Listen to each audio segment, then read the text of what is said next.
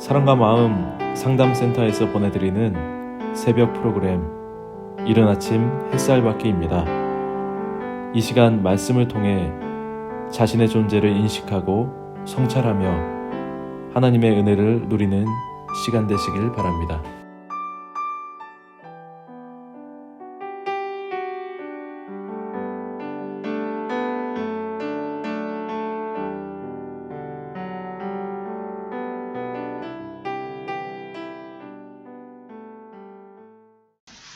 오늘 이른 아침 햇살 받기 시간은 열왕기상 4장을 살펴보려고 합니다.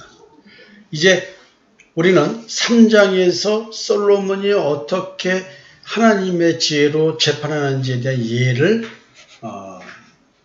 들어보았습니다. 참 성경은 희한하게 왜 창녀가 아이를 낳은 이야기, 그것도 아들을 낳은 얘기를 할까요? 솔로몬은 하나님께로부터 받은 지혜로 인해서 인간의 본능적 내면의 세계를 꿰뚫어 보는 그런 눈을 가졌습니다. 그 지혜로운 판결, 하나님이 주신 것이죠. 하나님께로부터 온 그 지혜, 그 지혜로운 판결은 창녀가 낳은 빼앗긴 아들을 그 본 엄마인 창녀에게 돌려보내는 그런 결과를 낳았습니다. 창앞에 수많은 아들을 낳은 여자 중에서 사회적으로 버림받고 멸시받는 왜 죄인인 창녀 두 여인이 낳은 아들을 가지고 성경은 하나님의 지혜가 적용되게 할까요? 그 버림받은 그 창녀에게도 세상에서 천대받고 무시받고 멸시받는 그 창녀일지라도 자기가 낳은 아들을 이렇게 소중하게 여기죠. 어떤 고난이 있어도 내가 몸을 팔더라도 이 아들, 아버지가 누군지도 모를 이 아들을 위해서 살겠다는 이 엄마, 순식간에 아들을 빼앗긴 엄마의 절박함 속에서 하나님의 지혜가 그의 절박함을 해결해 주죠. 창녀가 낳은 아들이 성장해서 자기 아버지가 누군지 알 수 있을까요? 어쩌면은 창녀의 아들은 친아버지는 몰라도 하나님의 지혜를 가진 왕으로 말미암아 친엄마 품에서 자라게 된 축복과 은혜에 대한 이야기를 들으며 자랐기 때문에 하나님의 아버지가 되지 않았을까? 이런 상상을 해봅니다. 하나님의 지혜가 아들을 돌려받게 했죠. 저는 어제 여러분들에게 이 말씀을 우리들 자신에게 적용해서 얘기를 했습니다. 진짜 내가 자식을 사랑하는 엄마라고 한다면 내 자식을 옛사람의 자식으로 살게 해서 이 세상에서 잘 먹고 잘 사는 그런 자식을 기대하는 것이 아니라 그 옛사람이 새사람이 돼서 하나님 앞에 바로 선 삶을 사는 것, 이게 하나님의 지혜로 돌려받은 아들 아닐까요? 그리고 그 창녀는 어쩌면 나일지 모릅니다. 남편 없고 세상에 몸 팔고 있는 음녀 같은 나, 세상의 마음을 빼앗긴 엄마라고 한다면 창녀가 아닐까요? 성경은 사실 그런 식으로 얘기를 하고 있죠. 내가 진짜 자식을 사랑한다고 한다면 그리스도의 마음, 하나님의 사랑을 품은 자가 되어서 성령의 사랑으로 내 자식을 돌려받아야 되지 않을까요? 어디로부터요? 세상으로부터. 여러분, 우리 스스로가 옛사람을 십자가에 못 박아 죽이고 육체와 함께 정과의 욕심을 못 박아 죽이고 그리고 내 자식을 하나님의 사랑, 그리스도의 마음, 성령으로 말미암아 부어진 하나님의 사랑, 그 마음으로 새로운 피조물로 거듭난 그 영적 정체성의 변화를 가지고 하나님의 지혜를 가지고 자식을 사랑하는 그런 부모가 되었으면 좋겠습니다. 자, 여러분, 솔로몬 4장을 좀 살펴보려고 하는데요. 오늘은 이제 성경 구조를 다 읽지 않고요. 개념적인 얘기 좀 하려고 합니다. 4장을 보면요. 솔로몬 왕국이 어떻게 번영했는지에 대한 얘기를 합니다. 지금 이렇게 하나님의 지혜로 재판한 사례를 한번 얘기해 놓고 이어서 하나님의 지혜를 가진 솔로몬 왕이 어떻게 이스라엘을 다스리고 있는지에 대한 이야기를 합니다. 솔로몬이 얼마나 나라를 잘 다스리고 있을까요? 그 이야기를 솔로몬의 내각 편성에 대한 얘기를 먼저 하면서 시작을 합니다. 쉽게 말하면 지금 대한민국도 왕과 같이 대통령이 바뀌면 조각을 하잖아요. 장관들 임명하고 각 단체장들 다 임명하죠. 솔로몬도 지금 그런 구성을 하는 겁니다. 다윗에 이어 이스라엘의 왕위에 오른 솔로몬이 새롭게 조각을 단행한 기록을 하고 있습니다. 근데 이제 제일 먼저 제사장 직분을 먼저 얘기하는 거 보면 신정 국가로서 하나님을 향한 왕의 뜻, 백성들을 하나님의 뜻으로 다스리겠다는 의지가 제일 먼저 제사장에 대한 얘기를 함으로써 표현하는 것 같습니다. 사실 어쩌면은 이렇게 우리가 하나님을 믿는 사람들이 모인 곳이라고 한다면 국가의 목사가 있을 수도 있죠. 국가의 목사가 제일 먼저 인수위에서 누구를 할 것인가가 결정되는 거예요. 그럴 일은 없지만은 이런 식의 얘기를 하는 것이죠. 그러면서 이제 쭉 내각에 대한 얘기를 합니다. 사실은 이것은 굳이 이렇게 여러 가지 설명을 필요로 하지는 않을 것 같고요. 그 다음에 이제 또 뭘 얘기하냐면 12관장과 12행정구역에 대한 나눈 거, 12지파와 이렇게 꼭 떨어지는 건 아니지만 쉽게 말하면 지방자치를 위한 단체장들, 지방자치 12개로 나눠진 지파, 요것이 행정구역과 딱 맞아떨어지는 않지만 이제 그렇게 지명해서 행정구역을 나눠서 다스리도록 해주는 것. 그리고 나서 솔로몬이 어떻게 번창하고 제대로 나라를 다스리고 있는지 이런 식의 의미를 4장 20절부터 28절에서 이야기를 하고 있습니다. 여기는 좀 여러분들에게 본문을 좀 봉독할 필요도 있을 것 같습니다. 유다와 이스라엘의 인구가 바닷가의 모래같이 많게 되매 먹고 마시며 즐거워하였으며, 먹고 마시며 즐거워했다, 가물을 지켰다, 이런 표현들은요 우리나라 역사에도 나옵니다. 그 우리나라가 이렇게 케이팝이 세계적으로 영향을 미치게 되는 거죠. 이게 인구도 많이 늘었다는 얘기죠. 지금 우리는 자연 감소, 인구 자연 감소로 없어질 나라 중에 하나로 되어 있습니다. 참 심각하죠. 먹고 마시며 즐거워했다. 그 많은 사람들이 먹고 마시고 즐거워했다. 얼마나 태평성대가 이루어지고 있는지를 말해주는 거겠죠. 그리고 이제 솔로몬이 그 강가에서부터 블레셋 사람이 땅에 이르기까지와 애굽 지경에 미치기까지의 모든 나라를 다스림으로 솔로몬이 사는 동안에 그 나라들이 조공을 바쳐 섬겼더라. 조공을 바친다는 것은 보통 힘 있는 나라가 아니겠죠. 우리나라도 조공을 바쳤겠죠. 네. 그냥 우리가 약속을 기억했다는 얘기죠. 우리가 어느 나라로부터 조공받은 게 있을까요? 일본으로부터 받았을까요? 중국으로부터 받았을까요? 소련으로부터 받았을까요? 어떤 나라로부터 조공을 받았을까요? 고조선 때? 발해에서? 어떤 게 있었을까요? 있을 수도 있었겠죠. 하여튼, 조공을 받는다는 것은 어마어마한 파워를 지닌 나라라는 뜻을 내포하고 있는 거겠죠.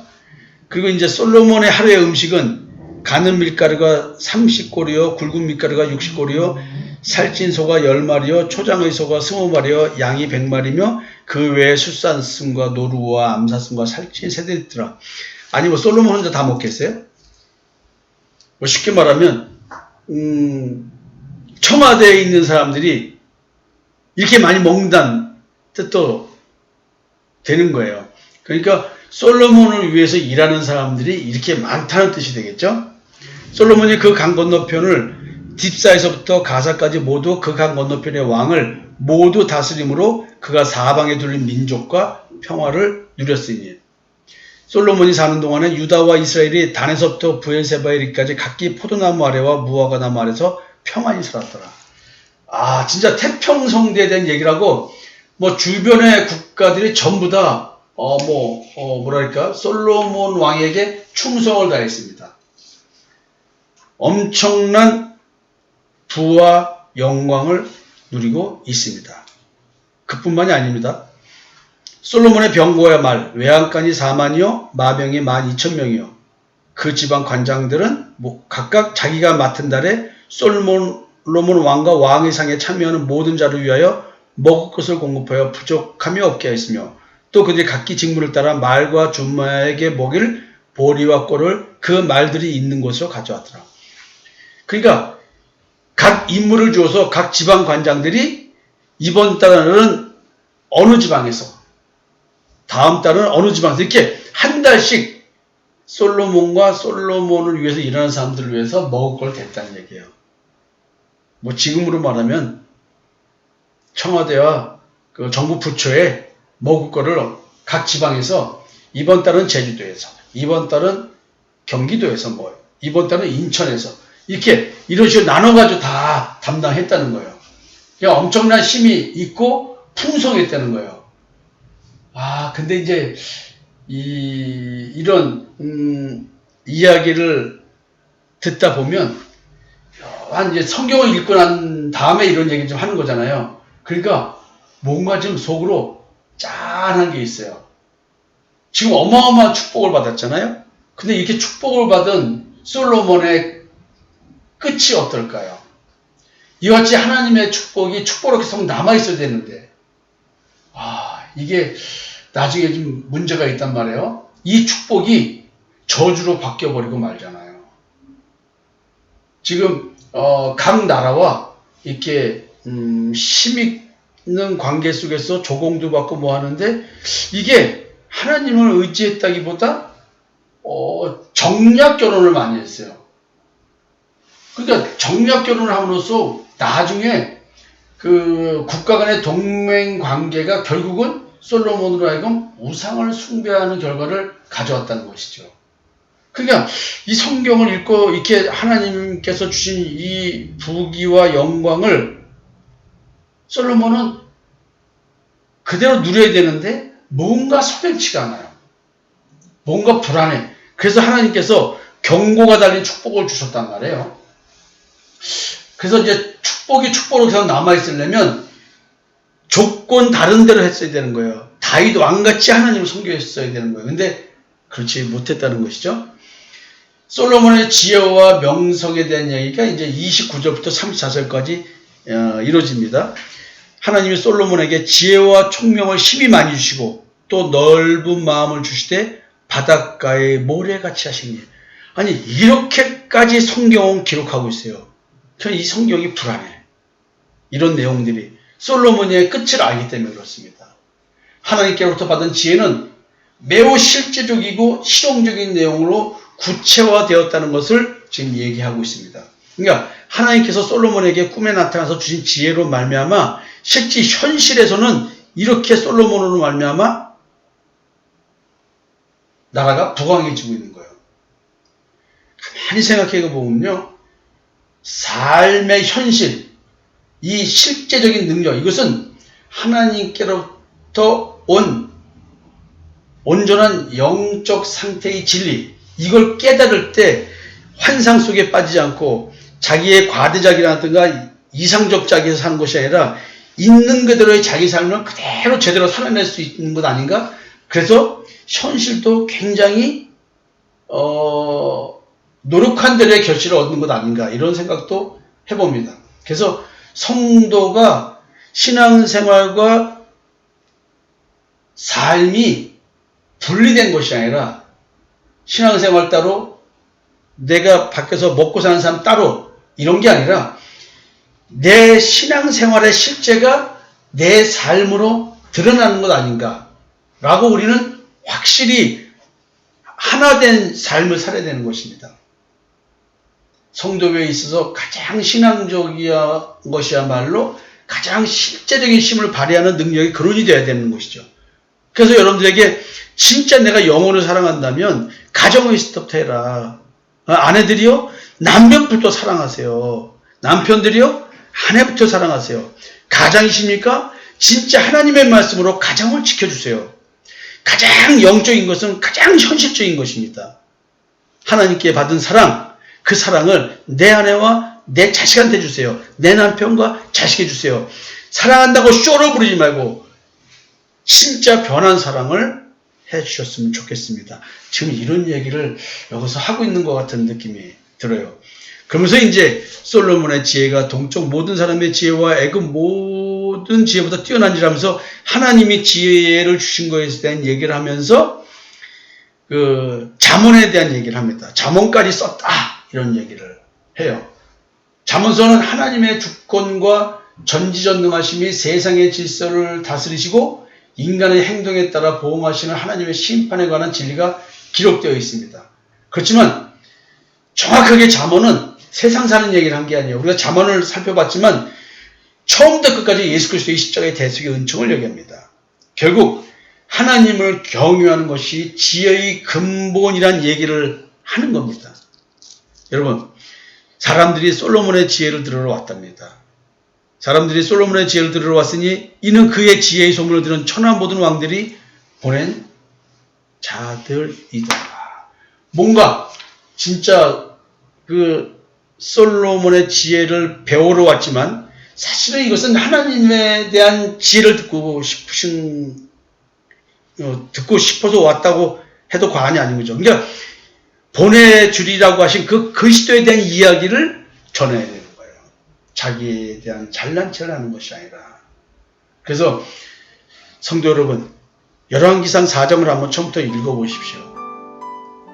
사실 이 모든 것은 눈에 보이는 현상을 얘기하는 것이 아니라 눈에 보이는 현실적인 이 모든 것 속에 숨어있는 하나님의 역사를 봐야 되는 것입니다. 여러분, 솔로몬의 부귀영화가 길거리에 나 있는 들꽃만도 못하다 그랬어요. 왜 그런지 아십니까? 하나님의 지혜가 만드는 것이 솔로몬 자체가 중요한 게 아니고 솔로몬이 다스리는 그 이스라엘 자체가 중요한 것이 아닙니다. 중요한 것은 하나님의 나라는 이 땅의 나라가 아닌 거예요. 하나님의 지혜가 다스리는 나라, 그게 납니다. 여러분, 솔로몬의 영광, 우리의 영광이 되기를 축원합니다. 감사합니다.